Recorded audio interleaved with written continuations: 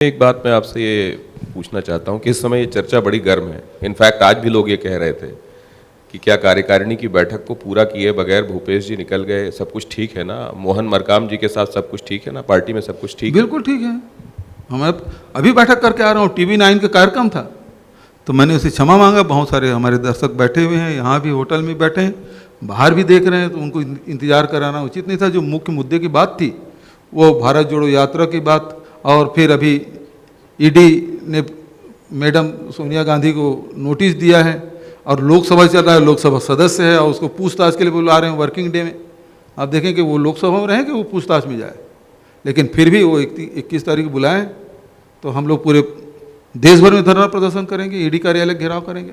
लेकिन इस मामले में आप बहुत सक्रिय दिखाई देते हैं भूपेश जी। मतलब एक कांग्रेस का मुख्यमंत्री जाकर दिल्ली में धरना दे रहा है, प्रदर्शन कर रहा है, गिरफ्तारी दे रहा है, बाकी लोग इतने सक्रिय नहीं है। इसकी कोई विशेष वजह, मतलब इस कदर सक्रिय नहीं? भाई रविन्द्रनाथ टैगोर जी ने कहा ना, एकला चलो रे। तो हम तो लखनऊ एयरपोर्ट में अकेले बैठ गए थे, वहां कोई था क्या मेरे साथ? तो विरोध कर, सच बात कहने के लिए भीड़ की जरूरत नहीं है। तो आप ईडी वगैरह को अपना काम क्यों नहीं करने देते? इतना धरना प्रदर्शन क्यों करते हैं? वही तो तकलीफ, वो अपना काम नहीं कर रहे हैं ना, वो दूसरे कहने से काम कर रहे हैं। यदि उसके निष्पक्षता में, ईडी से मैं एक ही सवाल पूछना चाहता हूं, पिछले 8 साल में किसी भारतीय जनता पार्टी के नेता के खिलाफ कोई कार्रवाई की हो, या उस राज्य में जहां भारतीय जनता पार्टी की सरकारें या उसी समर्थित सरकारें हैं वहां कोई कार्रवाई की है तो बता दें। भाजपा वाले ये भी कहते कि जहां कांग्रेस की सरकारें हैं वहां कांग्रेस की, मतलब वहां जो राज्य की एजेंसियां हैं उन्होंने भी हमारे खिलाफ कोई भ्रष्टाचार का या इसका मामला पकड़ा क्या? वो कह रहे गहलोत जी से पूछो, भूपेश बघेल जी से पूछो। अच्छा उनकी सरकारें हैं। ईडी की बात कर रहे हैं, वहाँ मैं यही बता देता हूँ। पनामा पेपर पनामा हुआ, यहाँ भी नाम आया है, रमन सिंह जी के लड़के का नाम आया। जांच की क्या ईडी ने?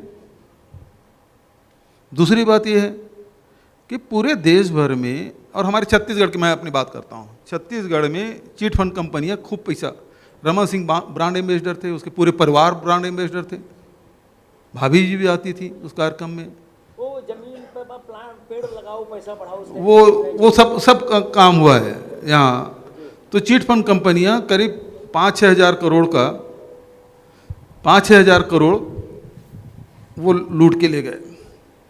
तो हमने कहा था कि भाई हम निवेशकों को पैसा वापस करेंगे, और पूरे देश में पहला राज्य है जहाँ निवेशकों को पैसा वापसी करने का काम हुआ अभी तक। लेकिन वो राशि बहुत कम है, 40 करोड़ रुपया रायपुर में किए, बिलासपुर में किए, राजनांदगांव में किए, धमतरी में किए, वापस किए।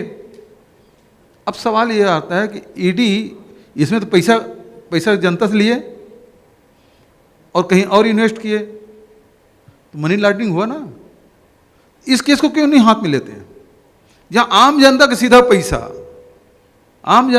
सीधा पैसा मनी लॉन्ड्रिंग हुआ है उन कंपनियों के खिलाफ, उन नेताओं के द्वारा, उसको ईडी क्यों जांच नहीं करती? आपने मांग की है? बिल्कुल मांग की है, तभी मैं कह रहा हूं, मैं कोई बात हवा में नहीं कहता।